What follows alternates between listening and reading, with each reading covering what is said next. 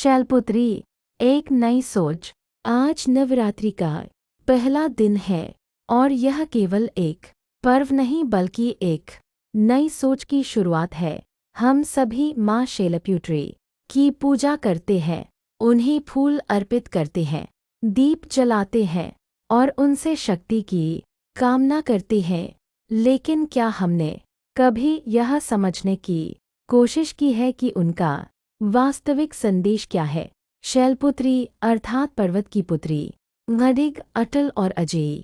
यह रूप हमें केवल भक्ति नहीं सिखाता बल्कि जीवन जीने का एक दृष्टिकोण देता है। यह हमें याद दिलाता है कि शक्ति कहीं बाहर नहीं बल्कि हमारे भीतर ही विद्यमान है। आज के समय में हम अक्सर अपनी ही क्षमताओं पर संदेह करने लगते हैं और दूसरों पर निर्भर हो जाते हैं। हम प्रतीक्षा करते हैं कि कोई आएगा और हमें सहारा देगा, कोई हमारी समस्याओं को हल करेगा। परंतु शैलपुत्री का संदेश स्पष्ट है, खुद खड़े हो जाओ, अपनी शक्ति को पहचानो और अपने जीवन की जिम्मेदारी स्वयं उठाओ। आज की सबसे बड़ी आवश्यकता यही है कि हम अपनी सोच को बदलें। हमें यह स्वीकार करना होगा कि हम कमज़ोर नहीं हैं, बल्कि हमने अपनी शक्ति को पहचानना छोड़ दिया है। शैलपुत्री का उद्देश्य केवल पूजा जाना नहीं है, बल्कि हमें हमारी वास्तविक पहचान से परिचित कराना है। वह हमें सिखाती है कि जीवन में चाहे कितनी भी कठिनाइयाँ आए, हमें पर्वत की तरह अडिग रहना है। डर और संदेह को अपने ऊपर हावी नहीं होने देना है। जब हम अपने भीतर की शक्ति को जागृत करते हैं, तब हम न केवल अपने जीवन को बदलते हैं, बल्कि अपने आसपास के वातावरण को भी प्रभावित करते हैं। यह नई सोच हमें आत्मनिर्भर बनाती है, हमें साहसी बनाती है और हमें यह विश्वास दिलाती है कि हम अपने भाग्य के निर्माता स्वयं हैं।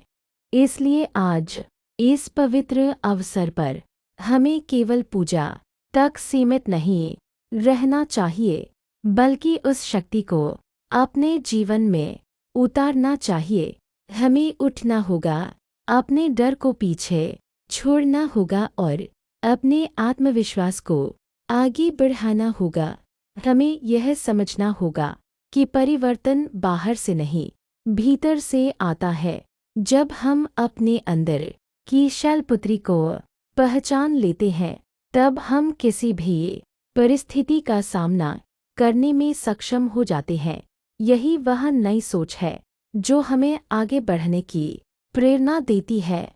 याद रखिए, जब एक व्यक्ति अपनी शक्ति को पहचान लेता है, तो वह केवल अपनी कहानी नहीं बदलता, बल्कि समाज में एक नई दिशा स्थापित करता है। और जब यह सोच एक साथ कई लोगों में जागृत होती है, तब एक नया युग प्रारंभ होता है। एक ऐसा युग जो साहस, आत्मविश्वास और आत्मनिर्भरता पर आधारित होता है। हमेशा याद रखना, बस एक सबसे महत्वपूर्ण बात, कब तक आस लगाओगी तुम? बिके हुए अखबारों से कैसी रक्षा मांग रही हो? दुशासन दरबारों से स्वयं जो लज्जाहीन पड़े हैं, वे क्या लाज बचाएंगे? सुनो द्रौपदी, शस्त्र उठा लो, अब गोविंद न आएंगे, अब गोविंद न आएंगे।